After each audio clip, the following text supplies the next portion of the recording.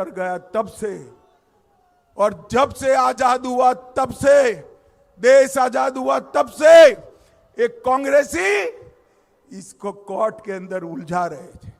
Supreme court का फैसला आया और मोदी जी ने उसी दिन रामलला के मंदिर का भूमि पूजन पूरा कर कर मंदिर का निर्माण चालू कर दिया। तो राहुल बाबा हर रोज पूछते थे मंदिर वही बनाएंगे, तिथि नहीं बताएंगे। और राहुल बाबा कान खोलकर सुन लो, और सब रूम वालों आप भी टिकट करा लो। 1 जनवरी 2024 को अयोध्या में गगनचुंबी राम मंदिर वहां पर आपको तैयार। नमस्कार मित्रों, अगले साल 22 जनवरी 2024 के दिन रामलला अयोध्या के भव्य मंदिर में विराजमान होने जा रहे हैं। इतिहास का एक चक्र पूरा होते हुए दिख रहा है और हम सभी इस ऐतिहासिक घटना के साक्षी होने जा रहे हैं। लेकिन हम में से कुछ ऐसे परम भाग्यवान लोग भी हैं जो 6 दिसंबर के दिन उस लोक क्षोभ के साक्षी रहे और जिसके कारण ही आज का ये दिन देखने का सद्भाग्य हम सभी को मिल रहा है। तो आइए जानते हैं 6 दिसंबर के दिन अयोध्या में क्या हुआ था। इतिहास के लिए समर्पित मेरे इस चैनल को जरूर सब्सक्राइब करें। चैनल पेज को विजिट करके आप मेरे अन्य अनेक विषय पर किए वीडियो भी अवश्य देखें। आपके लाइक और शेयर करने से ही हमें और प्रोत्साहन मिलता है। चलो आज के विषय की अब शुरुआत करते हैं। हमारा भारत देश 1947 में स्वतंत्र हुआ और इस स्वतंत्रता से ही अयोध्या में राम जन्मभूमि की मुक्ति के उत्कंठा बढ़ने लगी। इससे पहले सैकड़ों वर्ष तक अनेक प्रयास हुए, लेकिन अब भारत स्वतंत्र हुआ है तो अब ये काम होगा, ये नए विश्वास से राम भक्त फिर से प्रयास करने लगे। लेकिन उस समय भारत में समाजवादी और सेक्युलर विचारों के प्रभाव का शासन था। महात्मा गांधी की हत्या के बाद इस विषय को कुछ दिन रुकावट आई, लेकिन कुछ ही महीने बाद स्वामी करपात्री महाराज और गोरखपुर के पीठाधीश महंत दिग्विजय नाथ ने नए रूप से अखंड रामचरितमानस पाठ वहां पे शुरू किया। दिसंबर 1949 में इस पाठ का आयोजन अयोध्या में किया गया था। 21 दिसंबर के दिन ये पाठ पूरा हुआ, लेकिन सरयू नदी के किनारे पाठ के लिए एकत्रित विशाल जनसमुदाय वहीं पे डटा रहा। कुछ महत्वपूर्ण हो ऐसी सबकी इच्छा थी और वो निराश नहीं हुए। 22 दिसंबर की रात और 23 दिसंबर के पहले प्रहर के बीच उस इमारत के गर्भगृह में बाल राम की यानी रामलला की मूर्ति प्रकट हुई। आगे इस केस में भी कोर्ट ने इस बात को पूरी तरह से मान लिया है और कागज में भी रामलला विराजमान ऐसा ही उल्लेख है। कुछ कम्युनिस्ट पत्रकारों ने इस घटना को जातीय एंगल देने की कोशिश की। कुछ पत्रकारों ने इसे गांधी जी की हत्या से भी जोड़ने की कोशिश की।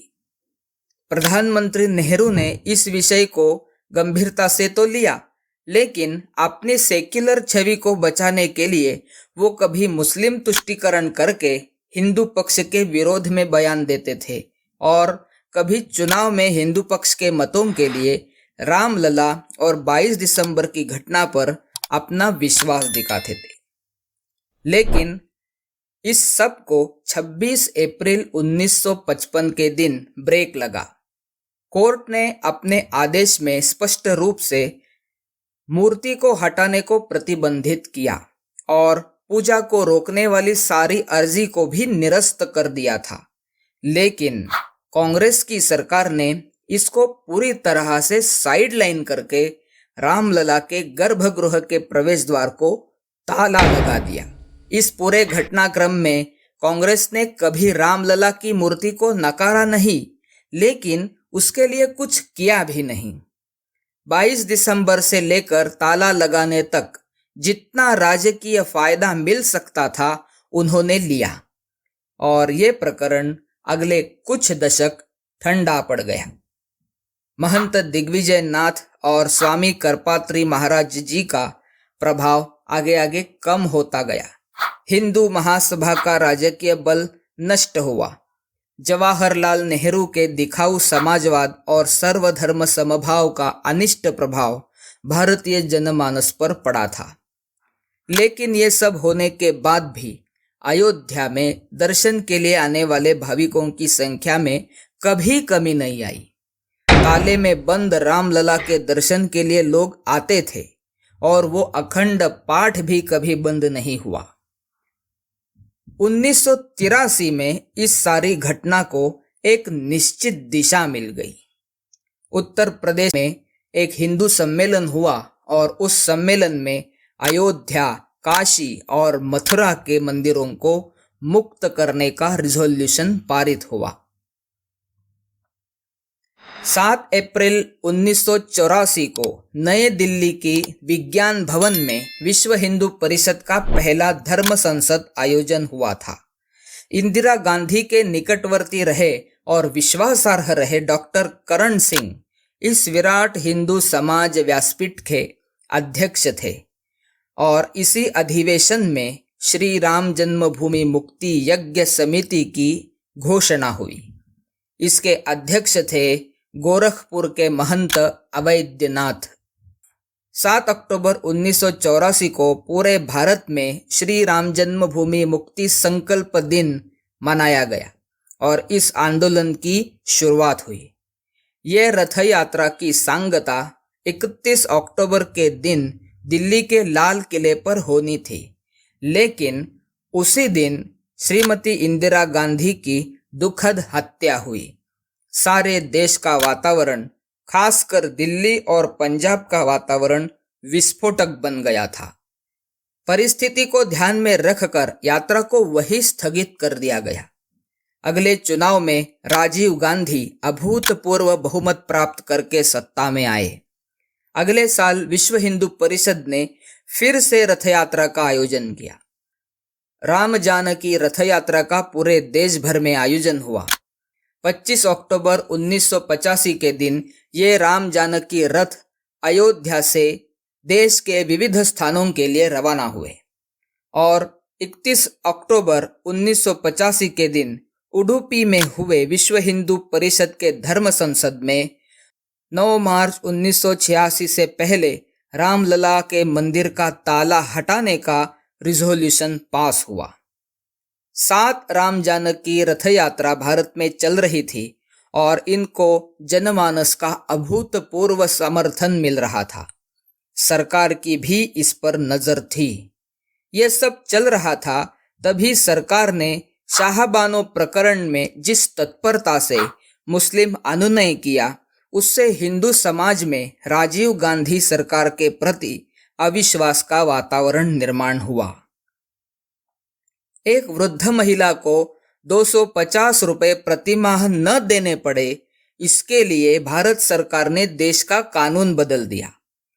लेकिन सालों से ताले में बंद हुए करोड़ों लोगों के आराध्य राम को सरकार मुक्त नहीं कर सकती, ऐसा एक संदेश हिंदू समाज में गया था।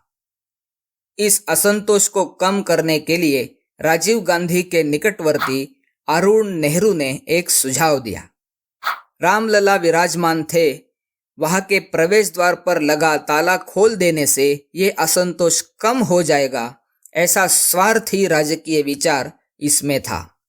और 1 फरवरी के दिन फैजाबाद के जिलाधिकारी और पुलिस निरीक्षक ने कोर्ट में मौखिक निवेदन दिया। इस निवेदन पर न्यायाधीश कृष्ण मोहन पांडे ने ताला खोलने के आदेश दिए। उसी दिन शाम को 4:40 पर पुलिस वहां आई और उन्होंने ताला खोल दिया। 1955 में लगा हुआ ताला पहले से ही न्यायसंगत नहीं था। 37 साल तक ये अवैध रूप से था, लेकिन उसे निकालने का निर्णय वैध रूप से लेना पड़ा। ये इस संघर्ष का पहला विजय था।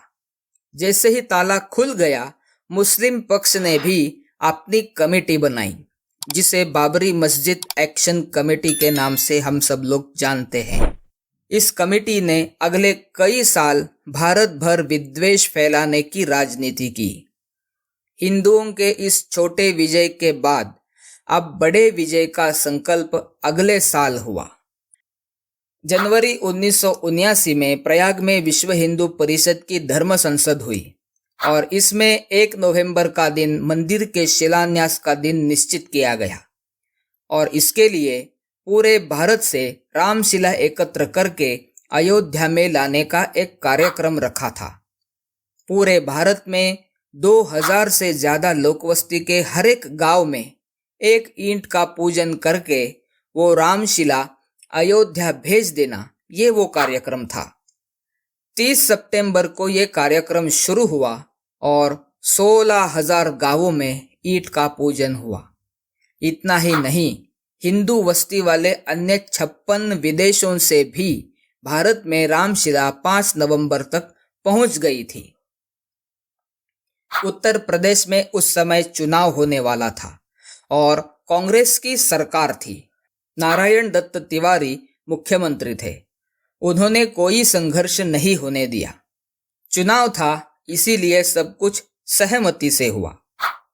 केंद्र में कांग्रेस की सरकार मुख्यमंत्री और राज्य सरकार पर इसको रोकने के लिए दबाव बना रही थी, लेकिन सभी कार्यक्रम जैसे निर्धारित थे ठीक वैसे ही हुए। 9 नवंबर के दिन संकल्पित जगह पर राम मंदिर का शिलान्यास बड़े उत्साह से पूरा हुआ। उसके ठीक 20 दिन बाद ही चुनाव में कांग्रेस का केंद्र में और राज्य में दोनों जगह ऐतिहासिक पराजय हुआ और केंद्र में भाजपा और लेफ्टिस्ट पार्टी जैसे परस्पर विरोधी पक्षों की सहायता लेकर विश्वनाथ प्रताप सिंह प्रधानमंत्री हुए। उत्तर प्रदेश में मुलायम सिंह यादव मुख्यमंत्री हुए और दोनों के संकुचित राजनीति की शुरुआत हुई। इसके बीच 11 जून 1979 के दिन हिमाचल प्रदेश के पालमपुर में हुए भारतीय जनता पार्टी के राष्ट्रीय कार्यकारिणी की बैठक में श्री राम जन्मभूमि मुक्ति को पक्ष ने अपने मैनिफेस्टो का हिस्सा बनाया था और इसी के साथ ही भारतीय जनता पार्टी इस आंदोलन का हिस्सा बन गया। विश्वनाथ प्रताप सिंह की संकुचित राजनीति से राम जन्मभूमि मुक्ति का प्रश्न और विकट बन गया। 9 फरवरी 1990 के दिन राम जन्मभूमि मुक्ति समिति ने कार सेवा का निर्णय घोषित किया। इस पर सरकार ने अपनी एक समिति गठित की। उस समिति ने इस पर कुछ काम नहीं किया और दूसरों को भी करने नहीं दिया। बीच में वीपी सिंह ने इस आंदोलन में फूट डालने की भी कोशिश शुरू की। उनकी यह सब राजनीति इतनी जाहिर थी कि सबको ये बात समझ में आ रही थी। 22 जून के दिन हरिद्वार में धर्म संसद हुई और उसमें 30 अक्टूबर के दिन अयोध्या में कार सेवा करने का निर्णय हुआ। बीच के 4 महीने में देश भर अनेक कार्यक्रम विश्व हिंदू परिषद ने किए थे। इसको राजकीय शह देने के लिए मुलायम सिंह यादव ने उत्तर प्रदेश में सद्भावना मेले शुरू किए। उनमें मुलायम सिंह के जहरीले भाषण होते थे। कुछ भी हो जाए, ये कार सेवा नहीं करने देंगे, बाबरी मस्जिद का एक भी पत्थर नहीं हटेगा, ऐसी भाषा उसमें थी। इतना होने के बाद भी उत्तर प्रदेश शांत था। भारतीय जनता पार्टी ने भी अपनी राम यात्रा की योजना की। वो यात्रा 25 सितंबर को सोमनाथ से शुरू होनी थी और 30 अक्टूबर को अयोध्या पहुंचने वाली थी। ये यात्रा लगभग 10,000 किलोमीटर की थी और आने वाले कई साल तक इसका प्रभाव रहा। श्री लालकृष्ण आडवाणी जी के नेतृत्व में ये यात्रा शुरू हुई। बिहार के समस्तीपुर में यात्रा को रोक दिया गया। उत्तर प्रदेश में ये यात्रा आने नहीं देंगे, ऐसी मुलायम सिंह यादव की घोषणा थी। 23 अक्टूबर के दिन लाल कृष्ण आडवाणी जी को अरेस्ट किया गया और भारतीय जनता पार्टी ने वीपी सिंह सरकार से अपना समर्थन वापस लिया। केंद्र में सरकार अल्पमत में थी। उत्तर प्रदेश में हिंदू विरोधी मुलायम सिंह यादव परिंदा भी पैर नहीं मार सकता, जैसी भाषा करके लोगों को उकसा रहा था और विश्व हिंदू परिषद 30 अक्टूबर के दिन निर्धारित कार सेवा करने पर अड़ी थी। 30 अक्टूबर के दिन अयोध्या के सभी मंदिर शंखनाद से गूंज उठे। हजारों कार सेवक सुबह से ही अयोध्या के रास्ते में दिखने लगे थे। सरकार ने संचारबंदी घोषित की थी। 40,000 से भी ज्यादा लोग वहां पे जमा हुए थे। उनका नेतृत्व कर रहे विश्व हिंदू परिषद के महामंत्री अशोक जी सिंघल पर प्रशासन ने लाठी हल्ला किया। वो उसमें जख्मी हुए। उन्हें अरेस्ट करने के आदेश भी दिए गए। बेकाबू समुदाय ने रास्ते के सारे बैरिकेड लांघ दिए और 2 कार सेवक विवादित ढांचे पर चढ़ गए और उन्होंने ध्वज लहराया। 2 नवंबर को पुलिस ने कोई पूर्व सूचना न देते हुए समूह पर बेछूट गोलियां चलाई और गुंबद पर चढ़े 2 कार सेवकों को ढूंढकर उनको घर से बाहर निकालकर उन्हें गोली मार के उनकी हत्या कर दी गई। उनका नाम था राजकुमार और शरद कुमार कोठारी। पुलिस ने किए हत्याकांड में मृत्यु हुए लोगों की निश्चित संख्या आज भी पता नहीं है, लेकिन 200 से ज्यादा लोग उस दिन मुलायम सरकार के पुलिस ने मार दिए थे। इस घटना की उग्र प्रतिक्रिया उत्तर प्रदेश में आई। कार्तिक पूर्णिमा को हजारों साल से चली आ रही पंचक्रोशी और चौदशी यात्रा को भी मुलायम सिंह यादव ने झूठे प्रतिज्ञा पत्र देकर बंद किया था। औरंगजेब ने भी यह यात्रा बंद करने का धार्ष्ट्य नहीं दिखाया था। केंद्र में वीपी सिंह की सरकार गई और चंद्रशेखर की सरकार आई। सरकार को कांग्रेस का समर्थन था। प्रधानमंत्री खुद अयोध्या को लेकर गंभीर थे। उन्होंने पुरातत्व विषय के जानकार रहे प्राध्यापक बीबी लाल को इस पर अहवाल देने को कहा। ये अहवाल इस पूरी घटनाक्रम में और कोर्ट में एक महत्वपूर्ण दस्तावेज सिद्ध हुआ है। लेकिन चंद्रशेखर सरकार ज्यादा समय केंद्र में नहीं रही। कांग्रेस ने बेवजह समर्थन वापस लिया और सरकार गिर गई। देश में मध्यवर्ती चुनाव हुए। चुनाव के दरमियान राजीव गांधी जी की हत्या हुई और किसी को भी स्पष्ट बहुमत नहीं मिला और पीवी नरसिंह राव के नेतृत्व में अल्पमत की कांग्रेस की सरकार केंद्र में आ गई। पीवी नरसिंह राव एक अभ्यासु व्यक्ति थे। संस्कृत के अच्छे जानकार थे। भारत की लगभग सारी भाषाएं उन्हें आती थी, लेकिन वो जनता में प्रसिद्ध नहीं थे। वो राम जन्मभूमि का विषय संवेदनशील मन से सुलझाएंगे ऐसी सबकी अपेक्षा थी, लेकिन ऐसा नहीं हुआ। 4 अप्रैल 1992 के दिन विश्व हिंदू परिषद ने दिल्ली में विशाल हिंदू सम्मेलन आयोजित किया और 9 जुलाई के दिन कार सेवा करने की वहां पे घोषणा की। सरकार ने झूठे वादे करके कार सेवा को 3 महीने स्थगित करवाया। ये 3 महीने समाप्त होने के बाद 30 अक्टूबर को छठी धर्म संसद हुई। उसमें 6 दिसंबर के दिन अयोध्या में कार सेवा करने की घोषणा हुई। बीच के कालखंड में मुलायम सिंह की सरकार चली गई और भारतीय जनता पार्टी की सरकार उत्तर प्रदेश में आई। श्री कल्याण सिंह उसके मुख्यमंत्री थे। उन्होंने विवादित जमीन को सरकार के कब्जे में लिया और उसे राम जन्मभूमि न्यास को दे दिया। बाबरी मस्जिद एक्शन कमेटी इस विषय को लेकर कोर्ट चली गई और एक लंबी न्यायिक कार्रवाई इससे शुरू हुई। दिसंबर के शुरू से ही देश भर से हजारों कार सेवक अयोध्या पहुंचने लगे थे। 5 दिसंबर में यह संख्या 2.5 लाख से ज्यादा हो गई और 6 दिसंबर की सुबह आ गई। वहां पे इकट्ठा हुए समुदाय को केवल पूजा नहीं करनी थी, इस विवादित प्रश्न का उन्हें उत्तर चाहिए था। केंद्र सरकार ने अर्धसैनिक बल की 90 टुकड़ियां वहां पे भेजी थी। सुबह से वातावरण काबू में था और सब कुछ सामान्य लग रहा था, लेकिन प्रत्यक्ष कार सेवा शुरू होने के समय से दोपहर 12 बजे से वातावरण एकाएक बदल गया। लाखों का समुदाय बेकाबू हुआ और विवादित ढांचा गिर गया।